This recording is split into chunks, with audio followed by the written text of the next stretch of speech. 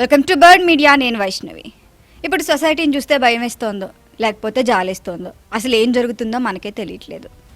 ఒకప్పుడు వృద్ధాశ్రమాలు కానీ అనాథాశ్రమాలు కానీ ఎక్కడో ఒక చోట ఎక్కడో మారుమూల ప్రాంతాల్లో ఉండేవి మా పేరెంట్స్ చెప్పినప్పుడు ప్రకారం.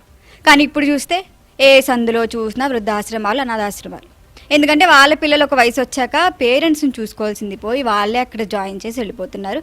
ప్రతి ఒక్కళ్ళది ఇదే ప్రాబ్లం. మరి ఇలాంటి సొసైటీలో కూడా ఒక 8 ఏళ్ల బాలుడు కలెక్టరేట్ మెట్లు ఎక్కాడు. ఎందుకు ఎక్కాడు ఏంటి అసలు ఆ పిల్లోడు చెప్పిన మాటలు చూస్తే ఏం మాట్లాడాలో కూడా అర్థమవుతుంది. 8 ఏళ్ల బాలుడు గుంటూరు కలెక్టరేట్ మెట్లు ఎక్కాడు. ఈ వయసులో పిల్లలు ఏం చేస్తారు?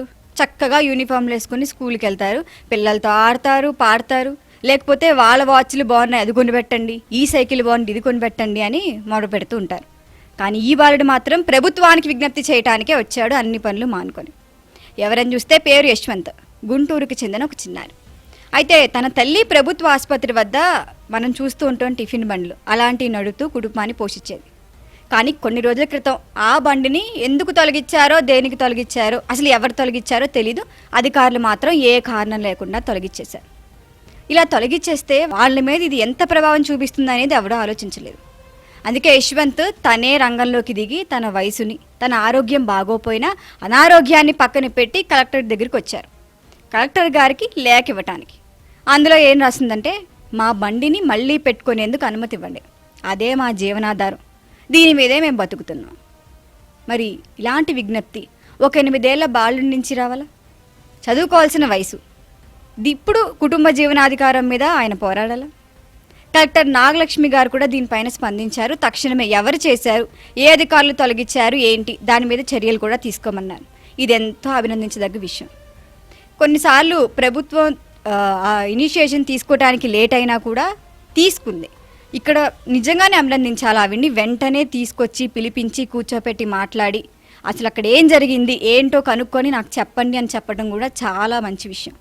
కానీ ఇక్కడ ఒక్క ప్రశ్న ఉంది. ఒక్కొక్కసారి ప్రభుత్వం స్పందించాలంటే ఒక చిన్నారే దిగి ఆ పోరాటం చేయాలా అని.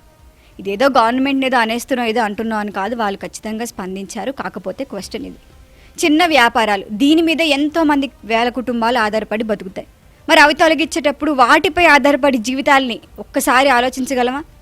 మా బండి మళ్ళీ పెట్టేందుకు అనుమతి ఇవ్వండి, ఇదే మా జీవన ఆధారం అని యశ్వంత్ కలెక్టర్ నాగలక్ష్మి గారికి రాసిన వినతి పత్రం. ఇది మరి అందరికీ క్వశ్చనే, సమాజానికి క్వశ్చనే. ఇక అదేదో ఒక చిన్నారి కోసమో ఒక చిన్నారికి హైప్ ఇవ్వటం కోసమో కాదు. అసలు ఏం జరుగుతుంది సమాజంలో? పిల్లవాడు తండ్రిని కోల్పోయాడో లేదో మనకి తెలియదు, కానీ తల్లి కోసం మాత్రం తల్లి కొట్టుని కాపాడాలని మాత్రం ప్రయత్నం చేస్తున్నాడు. ఇది ఎంతో గర్వకారణం. మన సమాజం ఇలాగే బాధ్యతతో స్పందించాలంటే మరి ఇంకెంతమంది యశ్వంతులు బయటికి రావాలి? ఈ ఘటనపై మీరేమంటారు? చిన్నారి యశ్వంత్ పోరాటం పైన మీ అభిప్రాయాన్ని కామెంట్ చేయండి. చూస్తూనే ఉండండి బర్డ్ మీడియా.